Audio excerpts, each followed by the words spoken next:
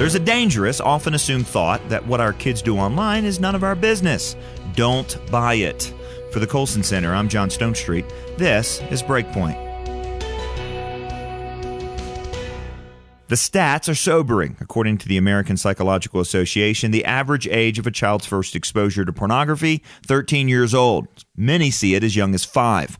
According to another survey, 42% of children have been cyber-bullied. More than a third actively threatened online. And 1 in 5 12-year-olds has been contacted by a predator.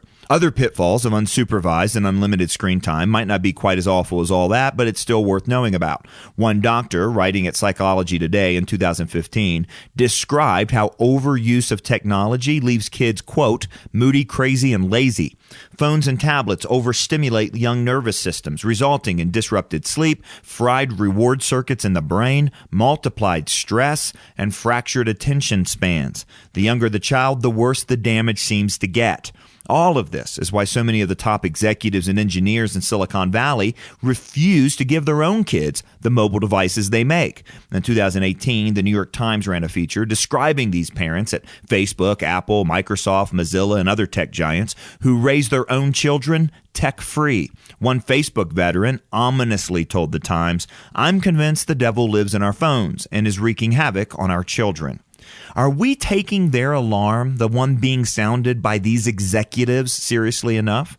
Christopher Knoll at Wired Magazine thinks we're not. In a recent piece, he describes the ethical debate some parents think they must have over whether they should respect their children's privacy online. He quotes an author who makes the argument that supervising our kids' tech use signals a lack of trust and then only conditions them to accept totalitarian surveillance. Now, I tell you how ridiculous I think that is, but Knoll has already spared me that effort. He insists children should have no expectation of privacy when it comes to their online activity. In fact, and I fully agree with this, the least loving thing you can do as a parent is leave your kids to their own devices on the internet. The rules and boundaries he set in his home are based on a simple fact. The devices our children use belong to us, not them. Accordingly, we're entitled to see everything they see. In an age of predators, pornography, and cyberbullying, to think otherwise, well, that's not only foolish, it's actually unloving.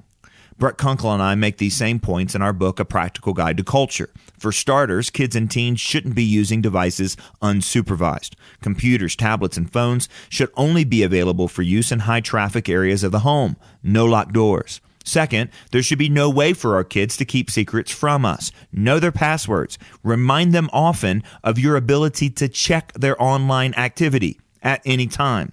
MIT psychologist and tech expert Sherry Turkle also suggests the idea of tech-free zones in the family. Specifically, she suggests the car, the dinner table, bedrooms, and vacations be designated times and places without phones or tablets.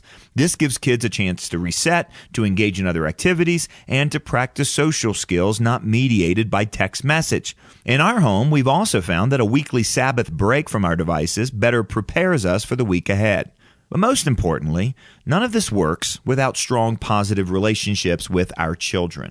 Unless we say yes to them as valuable people in our lives and not just no to unbridled tech times for them, they're not going to understand why we're making the decisions that seem so abnormal in our culture. Only in the context of a true relationship, says Knoll, can we show our children who they are apart from their devices. And I'll add, only then can they get a sense of the weight of the responsibility that we feel as their parents. Just as they must answer to us for what they do online, we answer to God who entrusted them to us. Come to Breakpoint.org. I'll link you to Knoll's article and also tell you how to get a copy of A Practical Guide to Culture. For Breakpoint, I'm John Stonestreet.